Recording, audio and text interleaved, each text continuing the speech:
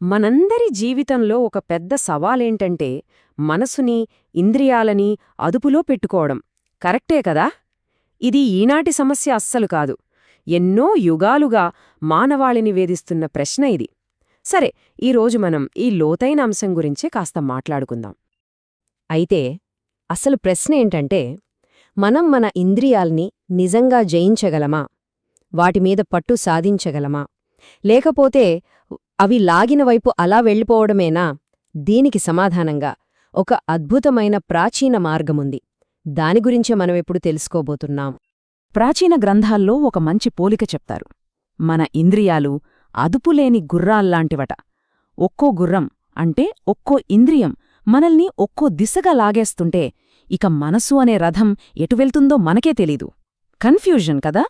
కేవలం బలంతో వాటిని ఆపాలనుకోవడం చాలా చాలా కష్టం. ఇది మన సమస్య మాత్రమే అనుకుంటే పొరపాటే. ఎంతో తపశ్శక్తి ఉన్న గొప్ప గొప్ప మునులు, ఋషులు కూడా వాళ్లు కూడా ఈ ఇంద్రియ నిగ్రహం కోసం చాలా కష్టపడ్డారని మన శాస్త్రాలు చెప్తున్నాయి.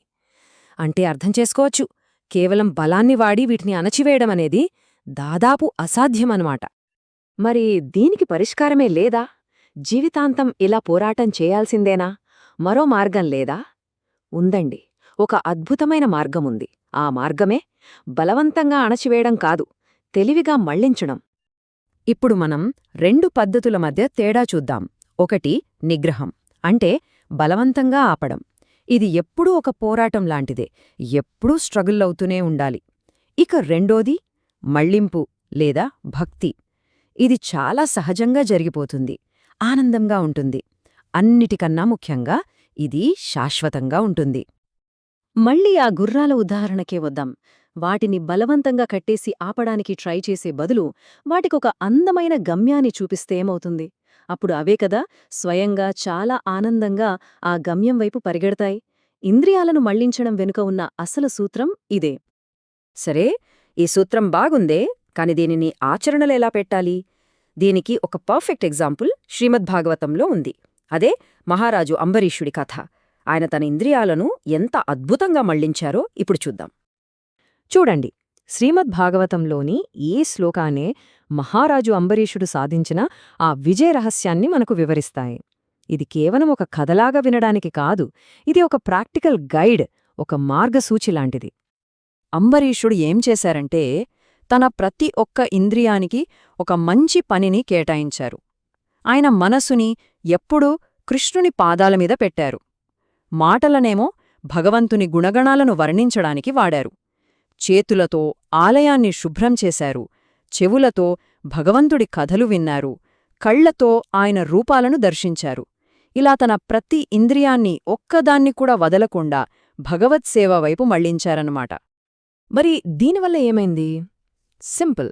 ఆయన ప్రతి ఇంద్రియానికి ఒక పాజిటివ్, ఒక ఉన్నతమైన పని దొరికింది. దాంతో ఇక చెడు మార్గాల్లోకి వెళ్లడానికి వాడికి టైం ఎక్కడిది, అవకాశం ఎక్కడిది, అసలు ఆలోచనే రాదు. చూసారా, ఇది బలవంతపు నిగ్రహం కాదు, ఇది సంపూర్ణమైన మళ్లింపు. మంచిది. ఈ అభ్యాసం వల్ల మనకు కలిగే అనుభవమేంటి? ఈ కథలోని అసలైన తాత్విక సారాంశమేంటి?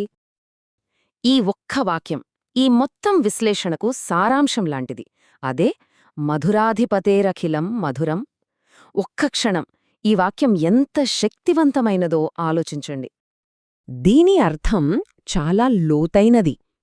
మాధుర్యానికి అధిపతి అయిన ఆ భగవంతుడితో సంబంధం ఉన్న ప్రతీదీ, ప్రతి ఒక్కటి మధురంగా, అంటే ఎంతో తీయగా, ఆనందంగా మారిపోతుంది. అప్పుడు ఇంద్రియ నిగ్రహం కోసం మనం చేసే ఆ పోరాటంలా ఉండదు, అదొక ఆనందకరమైన, మధురమైన అనుభవంగా మారిపోతుంది. సో ఫైనల్గా మనం అర్థం చేసుకోవాల్సిందేంటంటే, ఇంద్రియాలపై నిజమైన పట్టు సాధించడమంటే వాటిని బలవంతంగా అణచివేయడం కాదు, వాటికి అంతకంటే ఉన్నతమైన గొప్ప రుచిని చూపించడం. ఒక్కసారి ఆ ఉన్నతమైన రుచి తెలిసాక ఇక ఈ చిన్న చిన్న తక్కువ స్థాయి విషయాలు వాటంతటవే ఆసక్తిని కోల్పోతాయి. చాలా సింపుల్. చివరగా ఈ యొక్క ఆలోచనతో ముగిద్దాం. మన ప్రతి ఇంద్రియానికి ఒక ప్రయోజనం ఉంది. కళ్లకు చూడటం, చెవులకు వినడం, ఇలా. మరి ఆ ప్రయోజనం యొక్క అత్యున్నత రూపం, దాని హయ్యెస్ట్ ఎక్స్ప్రెషన్ ఏమయ్యుంటుంది? దీని గురించి కాస్త ఆలోచించండి.